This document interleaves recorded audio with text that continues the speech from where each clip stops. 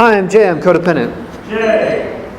I'm thrilled to be called here to speak, and I appreciate the opportunity. I'm always very grateful to have speaking opportunities because they give me the opportunity to think about where I am and where I've been. Last night I got a reach out call from a newcomer in program, and he was talking a lot about, he was in a meeting and he felt like all the other people in the meeting were judging him and all this stuff was going on, and I got to listen to that, and after a little while he's like, "So what's going on?" And I'm like, "I have good news, man. You're in the right program." All the things that you're talking about, I remember having thought, I remember having felt, and this program helped me not feel those things when I'm in a meeting.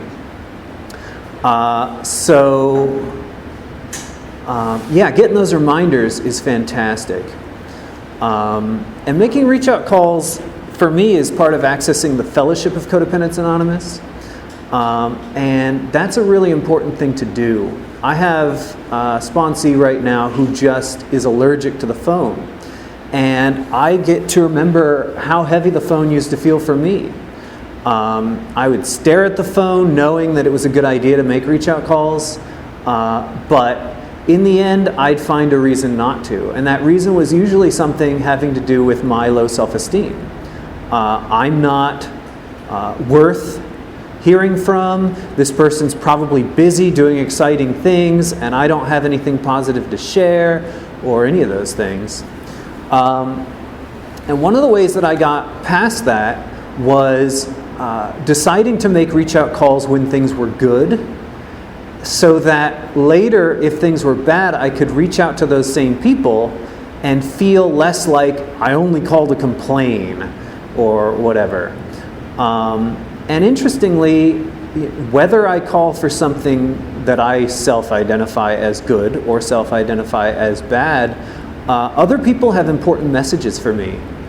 I have a reach out friend whom I call when things are good, and he'll just start talking about higher power and how higher power is doing all these great things in his life, and the things that he'll say are things I haven't thought about. And it's one of those opportunities for me to think about what I need, even when things feel good. For me, the fellowship is important in learning to self-identify feelings, in learning to get over those things like using the tools as opposed to not using the tools. But my recovery really took off when I started working the steps in earnest. A couple of years ago, the World Convention was in Arizona, and I decided to drive out there and do the workshops. And one of the workshops was led by a person who is on the World Coda Events Committee. And her workshop was about using the Blue Book to guide steps. And I had flipped through the book before. I had been in meetings where reading the book was a part of that, like you read a paragraph and then you share kind of stuff. But what she had suggested was there are different things that different messages that the book has for us. And go through it with colored pencils or highlighters and look for those different kinds of messages. The book has like experience or warnings. For example, hey, many codependents feel this way when faced with this step. And so I highlight that in a color. And then it has guidance. When we feel that way, we do these tools, and I highlight that in a different color. There's prayers in that book that a lot of people aren't even aware of, and so I highlight that in a different color. And the book often, actually kind of rarely, statistically speaking, as a number of words, the book rarely says, we must do a thing. But when it does, that is an indication to me about these are things that if I want recovery, if I really want to get past my codependency, these are the things I've got to do. And they tend to be the things that I'm terrified of doing. But it's a fantastic reminder, phrased as it is as we, because anybody who has gone through the steps, I can call them and say, okay, the book says we must do this thing. Can you please tell me specifically about how you felt before you did that, and tell me specifically how you felt after you did it?